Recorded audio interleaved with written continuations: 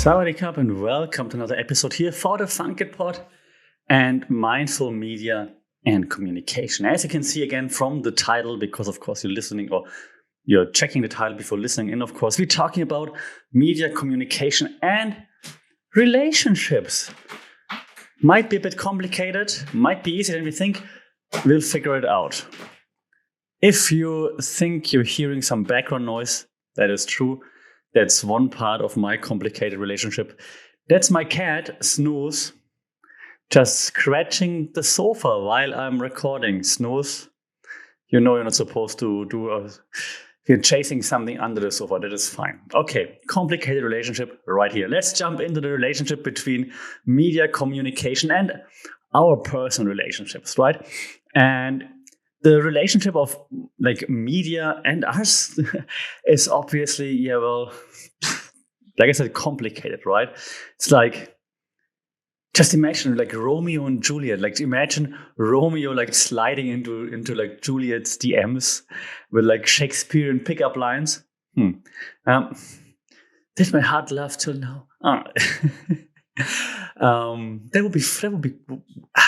Maybe we should do that. Swipe left ear I saw there. I'm just winging this right now, and I don't remember that much more, to be honest, but maybe it would be something. We'll talk about this later. So anyways, we're talking about relationships and media, of course. Yeah, so we're heading down that path. And I mentioned like Romeo and Juliet for a reason in the beginning, because if you're taking like a bit of a historical approach perspective, and just follow me down the road memory lane, like a quick flashback to when a poke was like something innocent. Like, hey, he poked. You remember at the beginning of Facebook, poked you. Like, oh, let me poke you back. It was like something innocent, and you were writing like ILU on a pager back then. You remember pagers? There was like the crazy confession of, oh my God, he, she, they love me so much. Or remember that rush you felt when you had decode those pager messages, and you had like the page and like where or like that high when then actually your crush actually pokes you right back on Facebook. Wasn't it awesome? Yeah, good old times, right? And just to. Because I had so much fun with the Romeo and Juliet example. Just imagine if, who are we picking? Cleopatra. Just imagine if Cleopatra ghosted Caesar on Facebook, like after their boat trip down the Nile. Or if Napoleon kept checking if Josephine read his love notes on Messenger, for example, right? Just imagine Napoleon like growing anxious with every passing second, and she still didn't read it. Like, what the hell? The history's greatest romances. Yeah, with this modern tech twist, could be hilarious, could be really funny. And this leads me to actually something reasonable to say now, hopefully, which is there's a theory behind all that. Because you know the podcast, I always try to throw in some media theories when we talk about any topic. What's up, Snooze? Do you want to explain our difficult relationship? Or are you just walking away from me right now? Yeah, you want to be on the podcast? Come say something. That's okay. Yeah, what do you want the people to know? That I feed you all the time, that you get just the best wet food, that we go out and walk all the time together. What do you want the people to know? How much you love me? Awesome. So Snooze loves me quite a lot. That's why she's not quiet right now, right, Snooze? Okay, so where were we? We were at the social presence theory. That's the theory that explains this. So the social presence theory explains the degree to which a medium, Facebook, for example, in this example, allows users to experience others as being like psychologically present. Now, some of you, if you're as old as I might remember the intense emotions that you felt when signing off on the MSN Messenger back then, or like ICQ maybe even, like with like TTYL, talk to you later, right? Or even like that anxiety when like a crush appeared online, because you could see like when people logged into the messenger, like you can see they're on ICQ or on MSN or something, but then it didn't talk to you. Like, hey, I'm here. Why are you not talking to me? And so this social presence theory gives insight into like why we felt that way. Okay, because this social presence, you're feeling each other's presence, is something very intense for us. And of course, media changed it, because now with messengers, for example, ICQ, MSN, now obviously way more with like all your line, WhatsApp and whatnot, but started back then, like social presence didn't need to be physical presence. Okay, so it's a big shift actually in that regard. And the digital shift, of course, continued, and it led to us having that feeling of like everything is more immediate, everything is more constant, like constant messaging, constant communication. It's everywhere, all the time, all at once. For example, if you would look at like the evolution of media and to give it a tagline, a media evolution tagline, it would be like faster. It's a tagline. Oh no, actually, the tagline would be even faster. Remember, like when you had to wait for like the dial-up internet to connect, like the modem, like warming up, connecting to the internet. No one in the house could use the telephone, and then you just chat for a few minutes. The contrast that with what's happening right now, the panic when those 3 dots appear, like typing, and then they disappear, and then nothing happens. Like, I thought you were typing. Like, why are you not saying anything? What?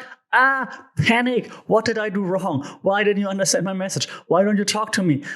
Crazy development, right? Crazy development. And there's also a theory for that. And that's the ambient awareness theory, okay? So this ambient awareness theory, as the name suggests, awareness of ambience, suggests that our like frequent, those lightweight interactions with others on social media, right, that give us like a constant ambient knowledge of their lives. That means like we know like the basic stuff that's happening. I mean, no one's sharing, or not many people, I guess, share like really intense moments or happenings or developments on social media right away, I would assume, unless you're maybe like an influencer and so on. But we have to do those lightweight things that we share, like I'm on holidays and my cat just had diarrhea. Snooze. Come here. You can come if you like this. Usually you're sleeping when I record a podcast. What's happening? Now come. You want to say hi? You can come here. Now you're ignoring me, right? You're like, oh, I don't want to be on camera. I'm explaining the ambient theory right now, Snooze. The ambient awareness theory. Can you explain it? Oh yeah? Better than me? Uh-huh. You want to be a professor? Oh yeah? You think my students like you more than me? Do you think my students would like you more than me? Okay, for those watching the podcast, you can see Snooze right now here on the mic. You want to say something? You're on the mic right now, Snooze. Yeah, now you're quiet, no? Mm-hmm. So, the ambient awareness theory, right? So this theory suggests that those lightweight interactions that we have with people on social media, they give us like some ambient knowledge of their lives, yeah? You might not have talked to whatever Sarah from high school for 10 years, but you know that she's married, she's got a poodle, she's got like 3 kids and whatnot. Okay, so you know those things. You know that I know Mike from back then went to Bali last summer, for example. Okay, so that's like background awareness. That's what we get from the enhanced social media use. Okay, all right. So, and that means that we think we know what's happening, even though we don't have real contact, right? That's like how, for example, lots of my contacts, like my former classmates, they know that I'm in Thailand, but they obviously never talk to me, or I don't talk to them, and we don't know what's happening in each other's lives, but they know like, oh yeah, Sasha in Thailand, for example. And this leads now to the next point that I want to discuss, if my cat lets me. It's how media now actually affects personal relationships. So very much related to this awareness theory, right? Before I start though, I want to say something very serious. I want to have a moment of silence for those that are still stuck in like the Snapchat streak limbo. Remember when 100 days felt like an anniversary, for example, or like this emotional roller coaster, right? When your streak disappeared because someone forgot to snap. Like, oh, damn, I was so successful. And that's not all, right? It's like emojis, the world of emojis, like you gotta turn into like detectives, like decoding each emoji sent your way, right? Like if someone sends a wink after like a casual message, it's like just playful, funny, or is it actually suggestive? What's happening?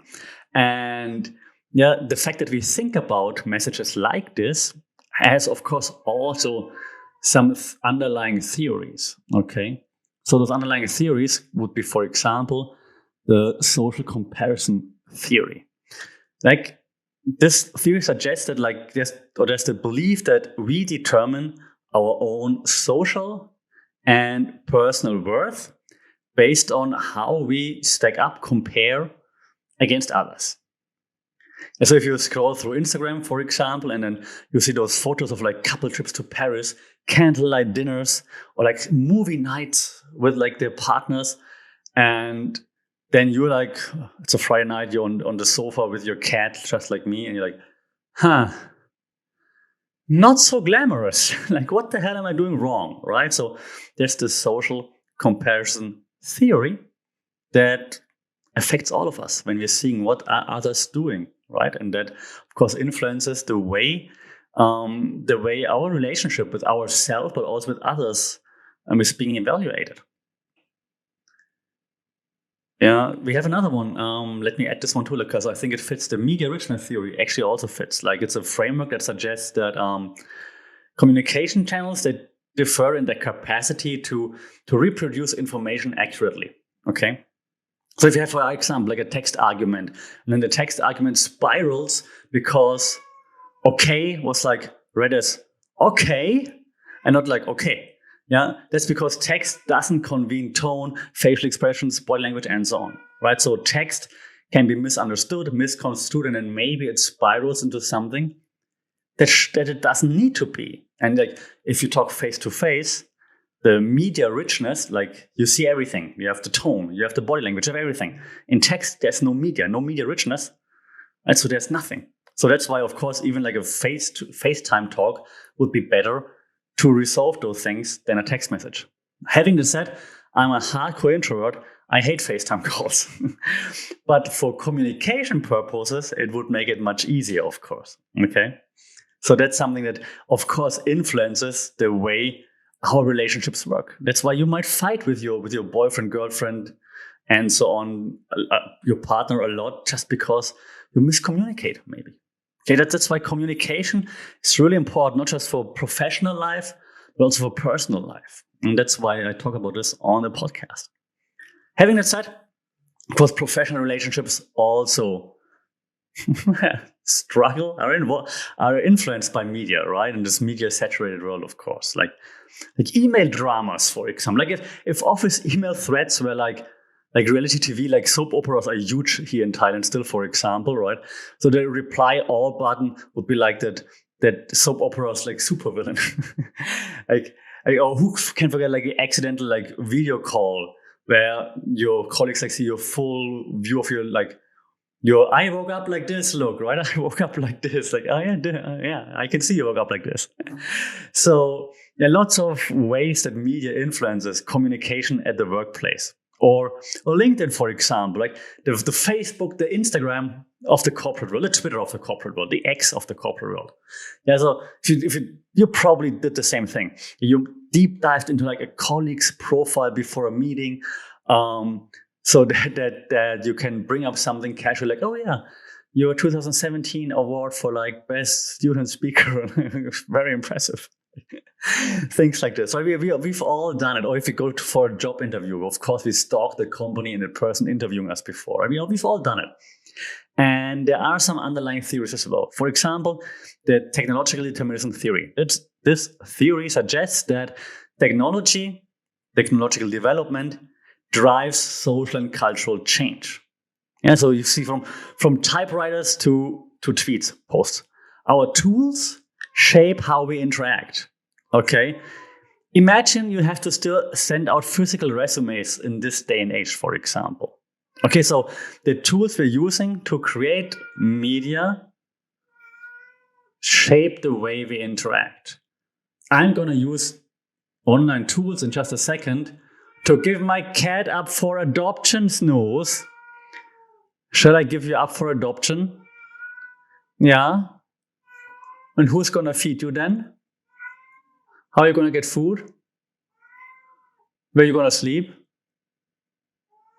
Yeah, right? So better think about it, how you treat me here, okay?